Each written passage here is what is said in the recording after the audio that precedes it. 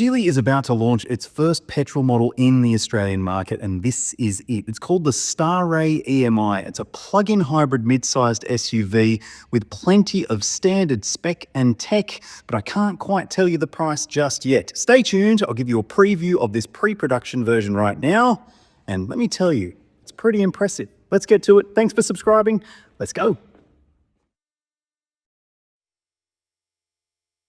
Full pricing and specifications for the Geely Starray aren't confirmed just yet, but it is going to play in a very, very busy part of the new car market in Australia. The plug-in hybrid mid-sized SUV segment is booming, and most of the main competitors are Chinese rivals. I'm going to tell you some alternatives to it if you can't wait until this car comes later on this year in just a few seconds' time. But let me tell you about the two grades that are going to be available. Yep, two different versions. There'll be an entry-level one and a high-grade one. The naming for them hasn't been confirmed just yet, but the top spec one is likely to come with things like 19-inch alloy wheels. LED lighting will be standard on both grades all around the car, and the top spec one will probably come with a panoramic glass roof as well. Now, you'll get other features on the inside too. Like, there's no confirmation of what is exactly going to be offered, but things like heated and ventilated front seats with electric seat adjustment are likely, and you can expect a 15.4-inch touchscreen media system to be standard with climate control, sat-nav, and also Apple CarPlay is going to be standard as well, with Android Auto coming via an over-the-air update in the first quarter of 2026. Now, there's going to also be connected services for this vehicle too, so plenty of great spec and tech. And look, I do think that the price will be critical. I'd love to know what you think you would be able to pay for a vehicle like this. Have your say in the comments. And hey, let's talk about some of those alternatives that I mentioned.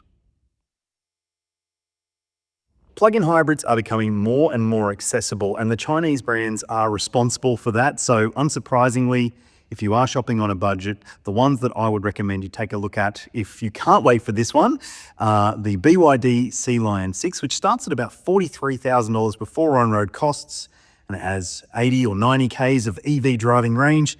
It's a very impressive thing in its own right. Lots of standard spec and tech. If you want a more powerful one with all-wheel drive, there's that too. And it does seem to stack up really well, that BYD. And hey, if you're not so sold on the look of it, if you want something a bit boxier, the JQ J7 SHS might be a really good option because it does have that Land Rover-ish design to it. It's got a lovely interior. It's pretty livable, pretty comfortable, and nice to drive too. And the price isn't bad for it either.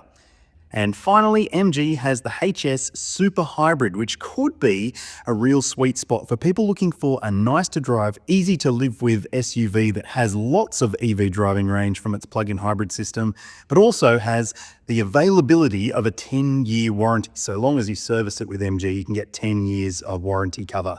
So what would you do? Would you pick any of those? Would you wait for this? Would you wait for some of the others that are probably coming too?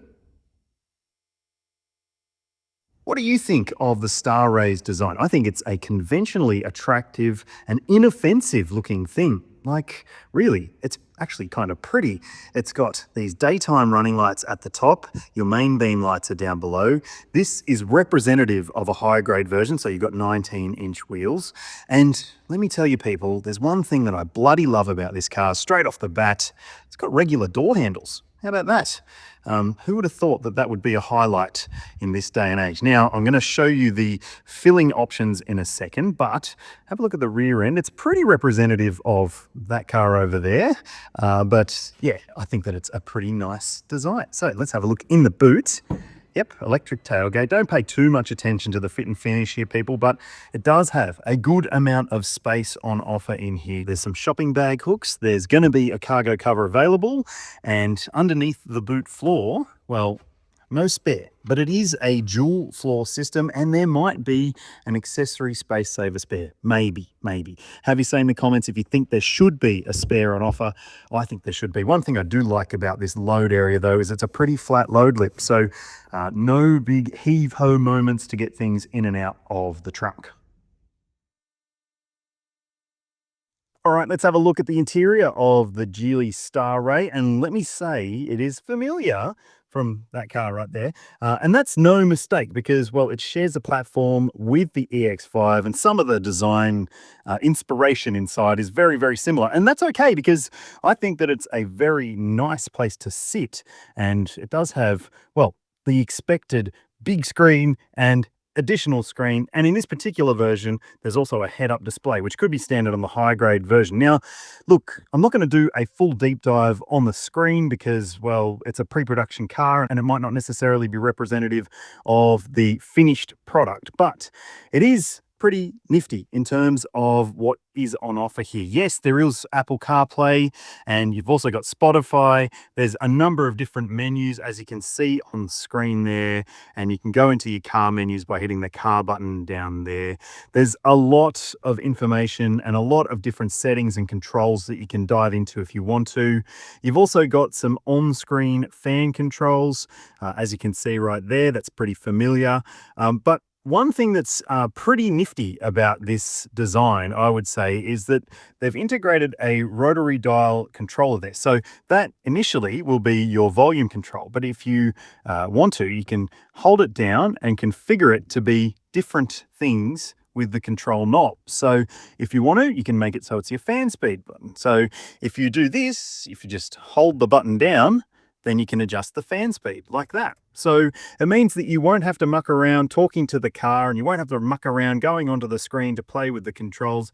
And of course, the screen does have those quick controls that you would expect, and you can configure some of those too. And you can configure these bits down the bottom as well. So if you want to have certain things come up quickly, that is neat to see. So if I put on passenger side, heating or ventilation on there as well. So yeah, heating and ventilation, high spec, nice to see. And one other thing, Geely's team has told me that when Apple CarPlay is active, there will still be a home bar down the bottom, which is a big thumbs up from me. Now, you've also got this smaller digital instrument cluster. Now, don't pay any attention to those numbers because this is, like I said, a pre-production car, not configured for our market, blah, blah, blah. But it does have a whole heap of info on screen. Now, on the steering wheel, you've got a couple of interesting looking buttons. You've got this one here, which is a car controls button. And here you've got some other menu controls and so forth. So you can go through media adjustments and whatever you need to do there. But like I said, I'll do a whole lot more on the controls and usability of this car when I do a full detailed review. But generally, I have to say the interior design is pretty tidy. These seats are super duper comfy as well. And there will be a black finish. If you don't like the light finish, there's going to be a dark finish for families. I know, yeah, well, I've got a grubby kid. I know that that's an important thing. Now, in between the seats here, you've got a pair of cup holders. You've got a couple of other little button controls there, a wireless phone charger and an additional little spot to store a second phone, but it doesn't charge there, and a good size center console bin. Down below, there's even more storage and charging opportunities. And up above, you've got things like illuminated vanity mirrors, a clip there for your ticket, and also this one does have the massive big glass roof with a nice shade on it as well. And it's a proper thick shade rather than one of those flimsy little mesh ones.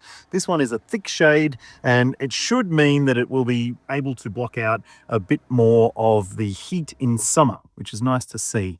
And yeah, some other controls up here, auto dimming rear vision mirror, and the vents, I want to call them out as well. They are nicely tactile, and well, you can adjust them to your heart's content. Now, let me show you the backseat space and see what it's like.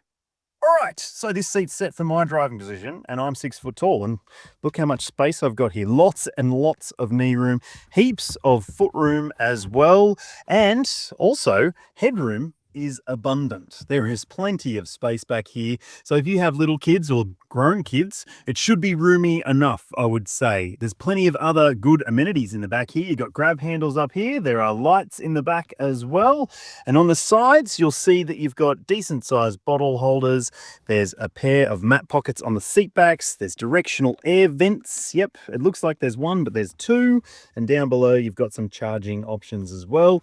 There are ISOFIX points in the window seats and 3 top tethers and a pair of cup holders in that center drop down armrest.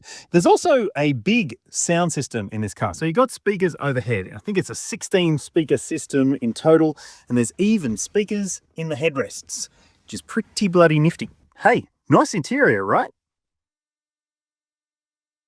Under the bonnet of the Geely Starray is a 1.5 litre 4-cylinder non-turbocharged petrol engine, and it has a modest amount of power, 73 kilowatts, 125 newton meters, but it's paired to a hybrid transmission and an electric motor which does have a good amount of grunt, 160 kilowatts, 262 newton meters, and that means the combined maximum total output is 193 kilowatts. So that is plenty for an SUV of this size. It is a heavier SUV than some of the non-hybrid options that you might consider. But let's talk about the range and charging considerations. On this side of the Starray is where you'll fill it up with petrol. Yep, it needs 95 RON premium unleaded. And on the other side is where you fill it up with electricity. So here you'll see you've got an AC and a DC charge port. AC at a maximum rate of 6.6 kilowatts, DC just 30 kilowatts, which is pretty low for class standards. So if you are going to plan to do long distance trips where you fast charge along the way, well, fast charging might be overstating it, but you do have a reasonably large battery pack. I'll put the capacity on your screen now, and that should mean more than 80 Ks of EV driving range, and the total combined driving range when you use the battery pack and the petrol engine and a full tank of fuel is almost 1,000 Ks. There's no Euro NCAP or ANCAP rating for this car yet, but you are going to get a whole host of active and passive safety technology in this vehicle. So you can expect things like autonomous emergency braking with pedestrian cyclist junction, and also rear protection for AEB. Plus, there's going to be things like blind spot monitoring, rear cross traffic alert, and a surround view camera system is likely to be standard too. And there's going to be the other things that might annoy you, probably. So there's a driver monitoring camera system and a speed sign recognition system. Hopefully the tuning of those is done well and they're easy to turn off if you don't like them. But honestly, it should be a safe bet. We'll just have to wait and see what the exact results are of any testing that happens and what it's actually like to live with in terms of the drive experience. But also, plenty of airbags in this car. Dual front side, front center airbag, and curtain coverage for all the window seats. Geely hasn't confirmed all the details of the ownership stuff for this vehicle, but it is likely to come with a 7-year unlimited kilometre warranty for the vehicle itself and an 8-year unlimited kilometre warranty for the battery pack, which is great. And you can expect it to also have the choice of prepaid servicing in 3, 5 or 7-year blocks, or a capped price plan so you can pay as you go. Geely has said multiple times that its focus isn't on just selling you a car, but helping you own it as well, and hopefully they live up to that promise. So, the Geely Starray EMI. I'd love to know what you think you'd be willing to pay for this car. I have an idea in my head about what it should cost, but have you seen the comments? Thanks for subscribing, and stay tuned because I'll do a full review of this one later in 2025. Thanks for watching.